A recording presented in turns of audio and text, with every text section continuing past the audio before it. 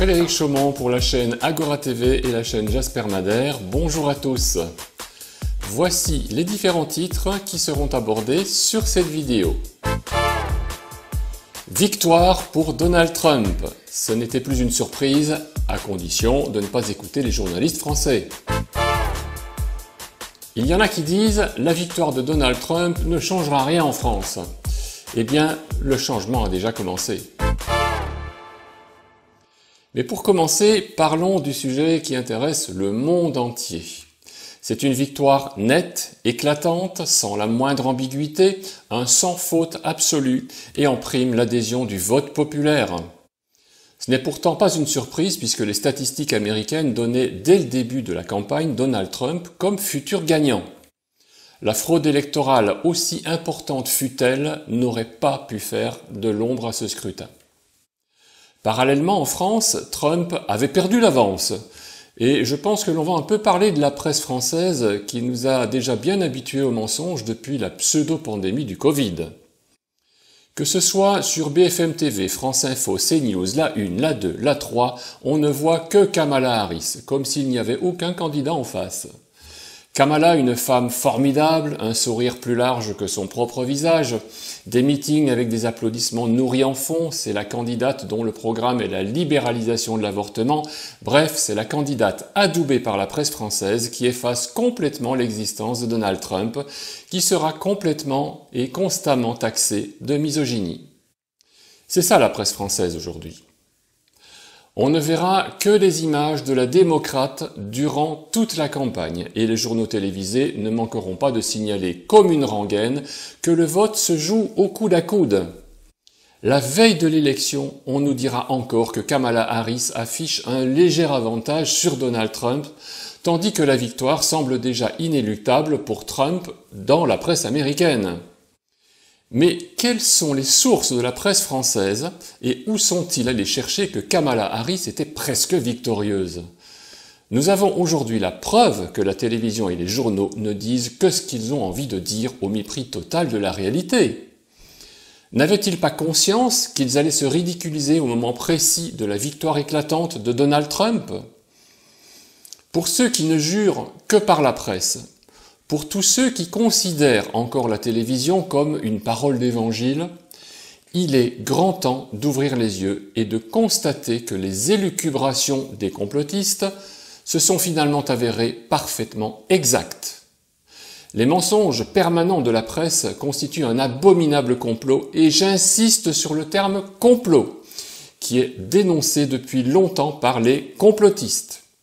Cette préférence outrancière pour le camp démocrate de la part des médias mainstream devra un jour être justifiée par tous ceux qui possèdent cette presse mensongère. Il s'agit d'une énorme tromperie envers le peuple et également une entorse démesurée à la déontologie et à l'objectivité du journalisme.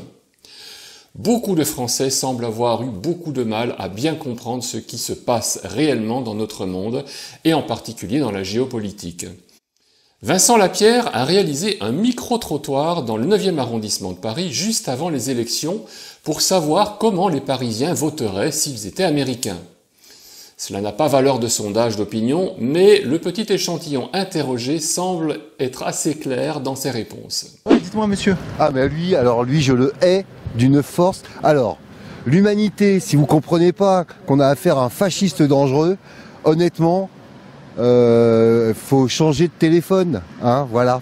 Je vous embrasse. Merci. Pareil. Pareil, même avis. Pareil, même avis. Horreur. Donc entre les deux, vous votez pour qui vous? Moi, je vote Kamala Harris. Ah ouais, à fond, Normal. à fond. Ah mais oui, Une à fond. démocrate, une black. C'est les États-Unis, ça. Elle, voilà. Lui, Et pourtant, il y a c'est un beaucoup, businessman, c'est tout. il y a beaucoup d'Américains qui C'est un le soutiennent. menteur. C'est un voleur. Ça... Attends. Oui, enlever les lunettes, c'est le C'est moment, un je pense. putain de menteur et un putain de voleur. Il va tous vous la mettre à l'envers. Bon, Mais- à nous, il va rien faire, Ah a non, priori. Mais à eux, Tu ouais. rigoles? Ah bon? Bah attends, le mec, le pouvoir qu'il a, président des États-Unis, sur Poutine, sur tous ses potes dictateurs dans le monde entier, la force qu'il a, lui, il a l'armée. Merci Vincent Lapierre. Ce n'est qu'un petit extrait du reportage, mais au final, on constatera que les 3/4 des personnes interrogées auraient voté pour Kamala Harris. Je vous recommande bien sûr de regarder la vidéo complète qui est en lien dans le descriptif de cette vidéo. Évidemment, les personnes interrogées sur Paris ne constituent pas la règle et la population en province aurait probablement donné une tendance différente. Mais peu importe, ce qu'il faut retenir, c'est que cette élection va être le départ d'un nouveau paradigme à l'échelle mondiale. Car oui, cet événement aura un retentissement sur tout le globe. Et pour commencer, beaucoup de têtes vont tomber. D'abord, Big Pharma, qui fait fortune depuis des décennies en vendant des médicaments qui font plus de mal que de bien pour maintenir la population en mauvaise santé. Et je ne parlerai pas des traitements de chimiothérapie dont la plupart ne donnent pas plus de 2 à 3% de résultats satisfaisants. Le nouveau bras droit du président Donald Trump, Robert Kennedy Jr., aura à sa charge de mettre un énorme coup de balai dans ce panier de crabes. Le décret est déjà acté et ça va trembler.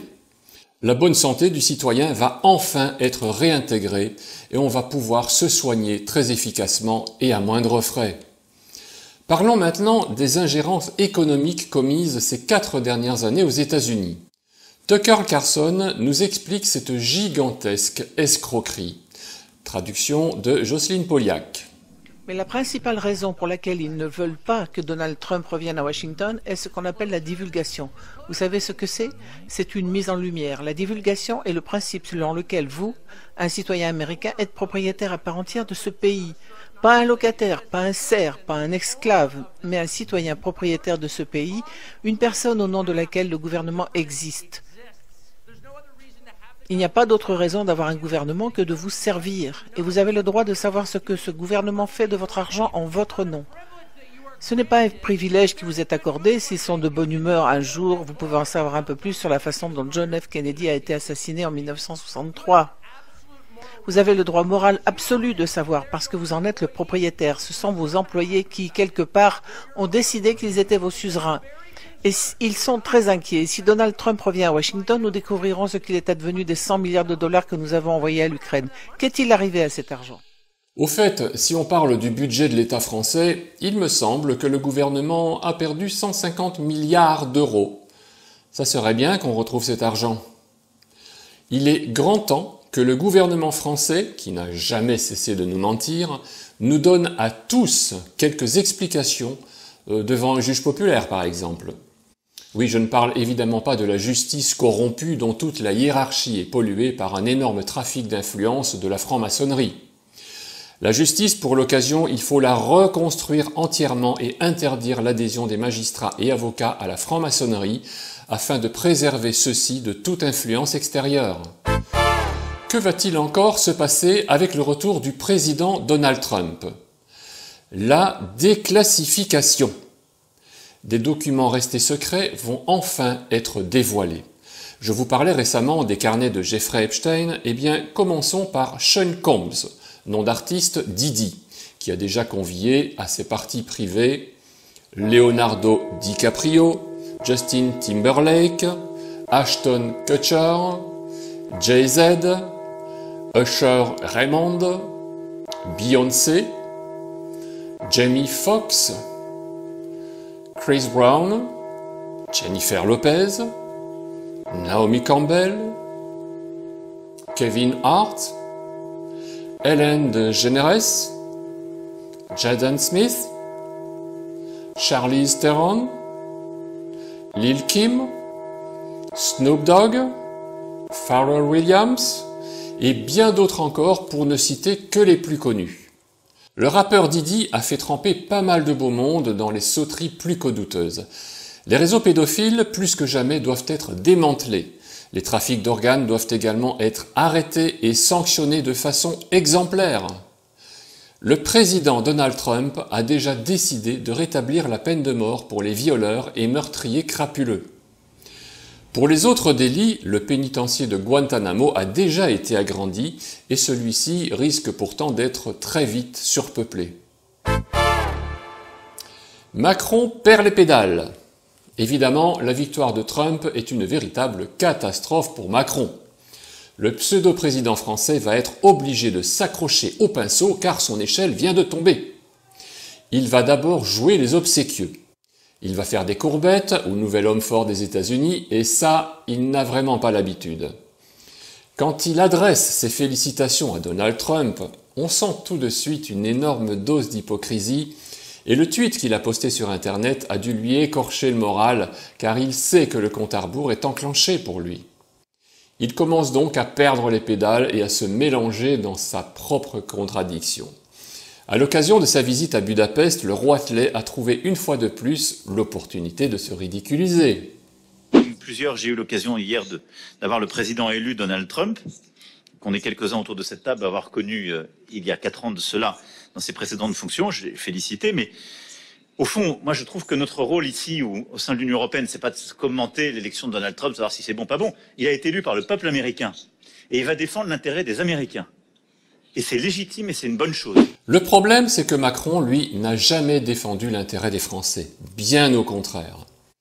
Il a mis le pays plus bas que terre. Il méprise les Français à la moindre occasion et il est devenu le champion du surendettement avec plus de 1000 milliards de dettes supplémentaires à son actif. Et on le voit encore donner des leçons dès qu'il se rend à l'étranger. À la fin de son discours, auprès des Hongrois, il se perd dans des métaphores absolument foireuses qui le rendent plus ridicule que jamais. Nous n'allons pas bouder notre plaisir, même si vous l'avez déjà entendu. Le monde est fait d'herbivores et de carnivores. Si on décide de rester des herbivores, les carnivores gagneront. Et nous serons un marché pour eux. Je pense qu'au moins, ce serait pas mal de choisir d'être des omnivores. Je veux pas être agressif, je veux juste qu'on sache se défendre sur chacun de ces sujets. Mais je n'ai pas envie de laisser l'Europe comme un formidable théâtre habité par des herbivores que des carnivores, selon leur agenda, viendront dévorer. Là, je ne sais pas quoi vous dire. Il a positionné son lit trop près du radiateur, peut-être. Si on parle son langage, Macron ne veut pas laisser une Europe peuplée d'herbivores se laisser bouffer par des carnivores qui suivront leur agenda. Mais ce qu'il ne dit pas, en revanche, c'est que lui-même a déjà laissé les herbivores français aux carnivores du libre-échange. A-t-il remarqué que les agriculteurs français sont dans la rue pour protester contre cette ouverture sauvage de marché ? Est-ce qu'il ouvre parfois sa fenêtre pour jeter un coup d'œil ? Malheureusement non. Il vient de faire un beau voyage au Maroc en invitant tout un aréopage de gens bizarres dont 3 repris de justice. Il vient ensuite de rendre visite à Viktor Orban à Budapest pour mollarder un discours que nous ne sommes pas prêts d'oublier en omettant, comme d'habitude, l'usage des protocoles et en tutoyant Viktor Orban au lieu de l'appeler « Monsieur le Premier ministre ». Décidément, ce pseudo-président Emmanuel Macron n'est pas sortable. Il est devenu impérieux et urgent de virer ce personnage qui, je l'ai déjà dit dans d'autres vidéos, n'a jamais été élu. Le point qui est selon nous le plus important dans la victoire de Donald Trump, c'est que le démantèlement des réseaux pédophiles puisse se concrétiser. Le président Donald Trump a fait de la lutte contre le trafic d'enfants une priorité. Il y aura des implications internationales. On attend cela avec impatience car on ne touche pas aux enfants. Chères résistantes et chers résistants, l'heure est venue de faire le grand ménage en France. À très bientôt.